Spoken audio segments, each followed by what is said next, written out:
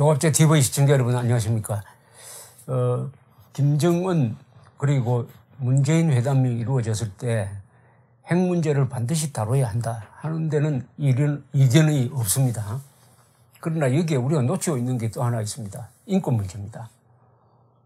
북한이 인권 탄압을 자행하고 있고 그 피해자들은 헌법상 대한민국의 국민들입니다. 대한민국의 국민인 북한 동포를 탄압하고 있는 김정은에 대해서 인권 탄압을 중단하라는 요구를 해야 되고, 그 다음에 부수적으로 많은 문제가 지금 얹혀 있습니다. 첫째, 탈북자 문제입니다. 탈북자에 대한 처벌을 중단하라고 요구해야 됩니다. 두 번째, 국군포로 생존자를 다 돌려주라고 이야기를 해야 됩니다. 그리고 남북한 이산가족 사이의 현지와 왕래를 허용하라고 요구를 해야 됩니다. 그 다음에 약 20만 명으로 추정되는 6.25 전쟁 중의 납북자 상황에 대한 공개를 요구를 해야 됩니다. 여기서 특히 우리 역대 정권이 놓친 부분이 있습니다. 북한이 6.25 휴전 협정을 무시하고 그 이후에 약 6만 명의 국군포로, 약 6개 사단 병력이죠. 6만 명의 국군포로를 돌려보내지 않고 계속 응용했습니다. 우리는 북한으로 가겠다는 인민군들은 다 보내주었습니다. 6만 명의 국군포로를 북한이 불법 응용했는데도 불구하고 역대 정권 그리고 우파 정권으로 불리는 정권까지 포함해서 단 한 번도 북한에 대해서 국군포로를 돌려달라는 요구조차 하지 않았습니다. 이것은 대한민국이 국가의 길을 포기한 것입니다. 특히 국방부가 이 문제에 대해서 전혀 성의를 보이지 않았습니다. 포로가 된 전우를 구출하지 않고 돌아오면은 몽골 군대나 이 로마 군대는 생존자를 전원 다 처벌하거나 사형시켜버렸습니다. 지금 국방부가 좌파 정권 하에서 이렇게 모욕을 당하고 있는 것도 자신들의 잘못이 있습니다. 얼마나 좌파들한테는, 친북 세력한테는, 종북 세력한테는 한국의 역대 우파 정권이나 국방부가 만만하고 비굴하게 보였습니까? 국군 포로를 돌려달라는 요구, 노력 일치하지 않았습니다. 이명박, 박근혜 정부가 권력의 칼자루를 잡았을 때 북한의 핵 개발을 도운 간첩 수사를 안 했기 때문에 지금 두 사람이 감옥에 가 있다고 보는 저로서는 역대 우파 정권이 국군 포로를 돌려달라는 요구나 노력을 하지 않은 것이 지금 안보부서에 종사했던 사람 그리고 현재의 국방부가 당하고 있는 그 불명예의 근원이라고 생각합니다. 스스로 명예를 지키지 못한 것이죠. 스스로 전우회를 지키지 못한 것이죠. 그런데 트럼프와 김정은이가 만난다고 하니까 미국에서는 오히려 북한 문제를 이야기할 때 핵 문제뿐만 아니라 반드시 김정은에게 인권 탄압을 중단하라는 요구를 해야 된다는 여론이 일어나고 있습니다. 그리고 미국의 국무부 담당 대변인도 기자들의 질문에 대해서 이렇게 이야기를 했습니다. 북한 정부가 자국민의 기본적 자유와 인권을 존중하도록 계속 미국은 압박을 가할 것이다. 민주당 하원 의원 맥거번이라는 사람도 만약 인권 문제를 김정은 앞에서 제기하지 않는다면 이 회담은 큰 실수가 될 것이다라고 이야기를 했습니다. 대한민국 대통령이 해야 할 일을 지금 미국의 국회의원 정치인들이 지금 하고 있습니다. 자, 왜 인권 문제를 제기해야 되느냐? 북한의 두 가지 치명적 결함이 있습니다. 하나는 핵 위기로 조성된 이 상황에서 대북 제재가 강화되고 있다는 점입니다. 두 번째는 인권 탄압이 드디어 유엔에 의해서 반인류 범죄로 규정되어 가지고 김정은과 그 일당을 국제형사재판소에 고발해야 한다는 움직임이 유엔 차원에서 일어나고 있다는 사실입니다. 핵 문제를 해결한다고 하더라도 북한의 인권 문제는 남습니다. 결국 북한은 핵 문제가 아니라 인권 문제로 무너질 것이다 라고 생각하는 사람들이 전문가들이 많아요. 오히려 돌아가신 황장엽 선생은 생전에 이렇게 이야기를 했습니다. 이 북한은 비록 살아났지만은 국제 공산주의가 왜 무너졌느냐? 왜 무너졌느냐의 그 핵심을 인권 문제로 두었습니다. 이분은. 그래서 이런 이야기까지 했습니다. 독재 국가가 인권 문제를 접수하는 것은 스스로 독재를 죽이는 독약을 먹는 것이다. 이것은 황장엽 선생 이야기입니다.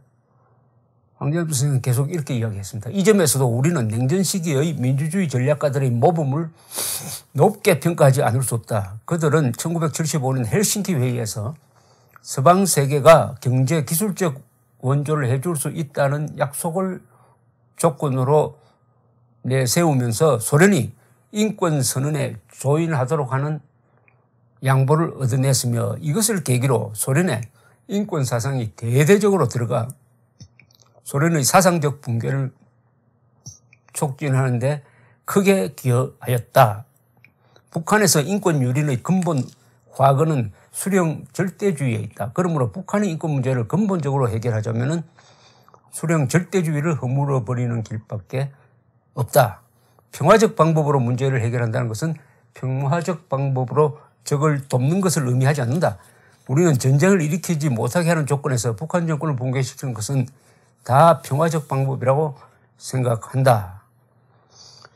이렇게 언급하고 있는 이 1975년 헬싱키 선언이 뭐냐 하면은 유럽 안보회의, 일종의 유럽 안보회의인데 거기에서 유럽, 미국은 소련에 몇 가지 양보를 합니다. 그 국경선을 이제 더 이상 변경하지 않는다든지 북한에, 소련에 경제적 지원을 한다든지 양보를 해놓고 하나를 딱 걸어요. 이제는 소련도 인권 규범을 지켜야 한다. 여기에 서명하라. 이렇게 합니다.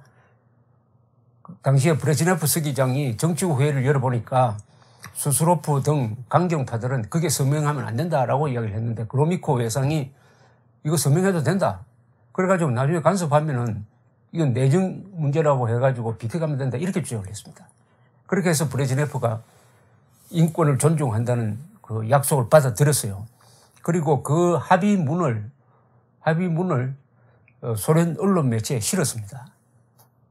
이게 하나의 인권운동의 발단이 되었습니다. 이걸 본 소련 내의 반체제 인사들은 소련 신문에 실렸으니까 이게 법이다.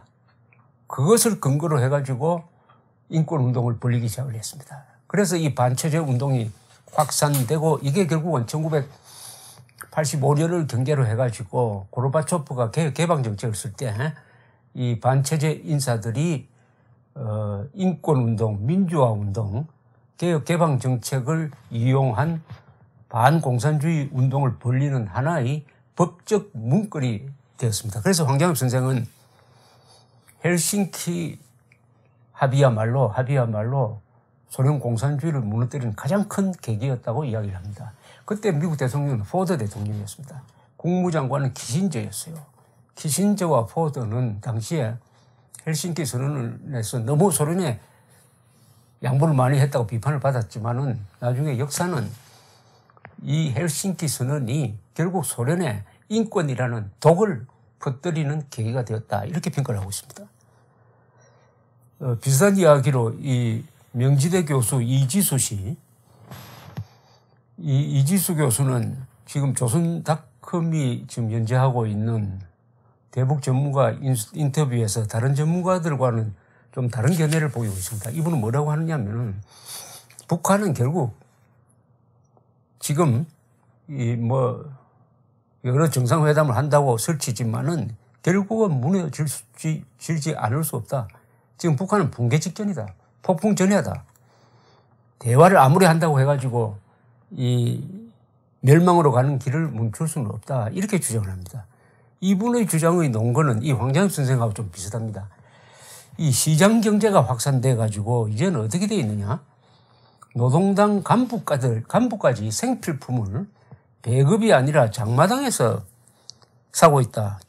따라서 사회주의 경제체제가 무너졌다.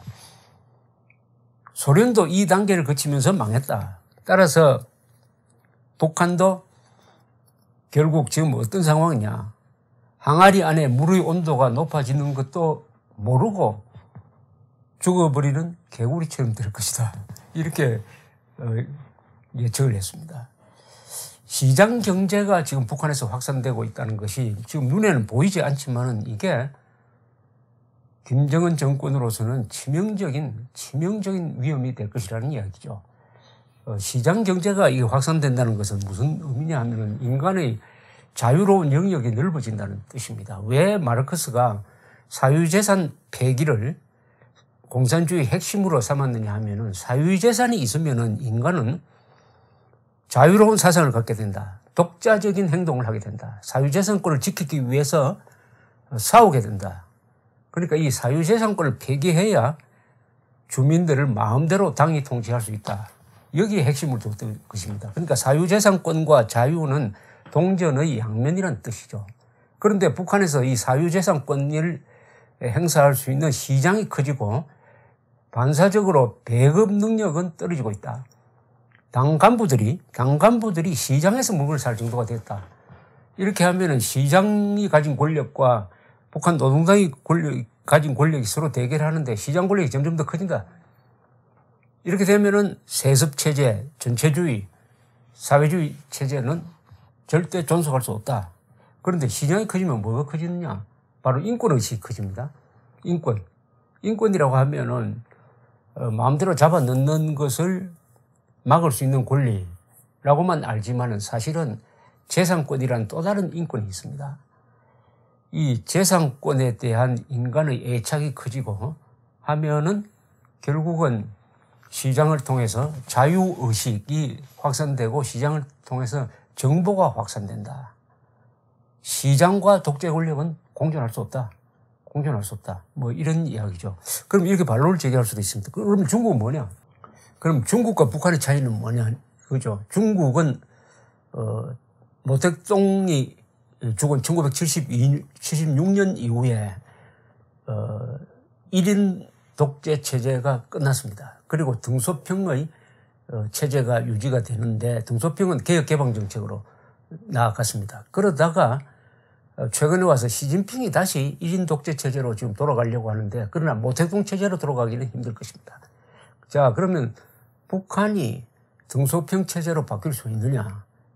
그러면 김정은이가 타도돼야 됩니다. 김정은이가 타도되면은 집단 지도 체제로 갈 수가 있겠는데 가장 큰 변화는 세습이 끊어졌다는 겁니다. 세습. 근데 북한의 모든 정치의 운영 원리는 세습에 맞춰져 있습니다. 김일성의 신화에 맞춰져 있어요. 김일성 일족이 끝나는 순간 북한 노동당 정권은 유지가 불가능합니다. 왜냐하면 등소평가 나올 수 없어요. 북한에서는 등소평가 나올 수 없습니다. 장성택이가 등소평과 가장 닮은 사람이었는데 그 사람이 숙청되었습니다. 그래서 김정은 정권의 말로 이꼴 북한 정권의 붕괴라고 보는 것이 정확할 것입니다. 따라서 지금 북핵 문제만 집착하고 있으면 김정은이가 갑자기 문재인, 시진핑, 트럼프를 상대로 상당히 화려한 외교를 벌이고 있는 것처럼 보이지만은 그 사람이 딛고 있는 기반이 지금 무너지고 있다. 다만 무너지고 있는 소리를 우리가 듣지 못한다. 그러나 이지수 명지대 교수는 그것은 천하대세다. 반드시 김정은 정권은 무너진다. 이런 이야기를 하고 있고 황장엽 선생은 북한 정권이 무너지도록 하는 데 있어서 가장 유효한 것은 북한의 인권 문제를 확산시켜야 한다. 인권 문제를 확산시켜야 하고 북한 김정은 정권이 인권 문제를 받지 않으면 안 되도록 하는 압박 수단을 써야 한다. 이런 이야기죠. 우리는 그동안에 북한의 좌파 정권이 약 100억 달러의 금품을 지원하면서 조건을 달지 않았어요. 이렇게 해줄 테니 국군포로 보내달라든지 아니면은 북한 사람들이 저 동독처럼 남한 텔레비전을 보도록 허용하라든지 이런 조건을 하지 않음으로써 인권 문제를 카드로 쓰지 않았습니다.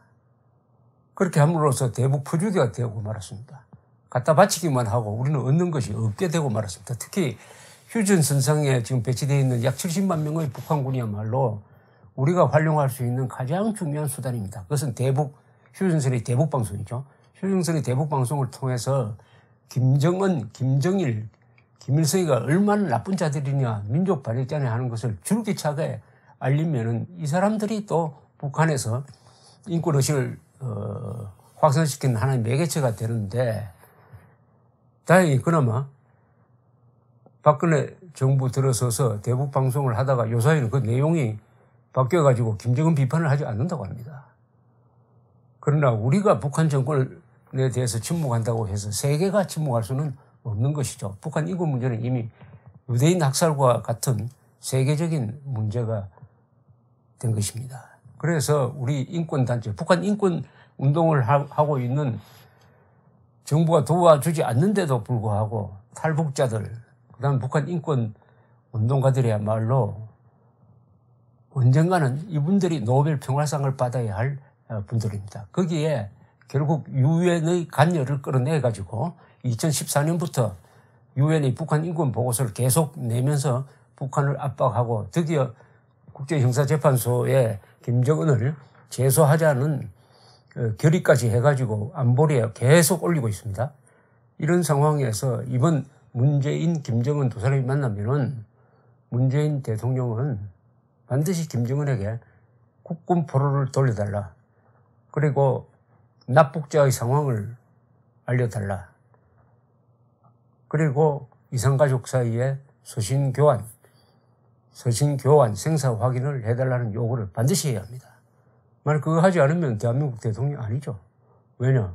국민보호가 대한민국 대통령의 헌법 준수와 더불어 가장 중요한 직무인데, 우리 대한민국 국적자인 국군 포로와 납북자와 북한 동포를 외면하면 그것은 대한민국이 그를 외면하게 될 것입니다. 감사합니다.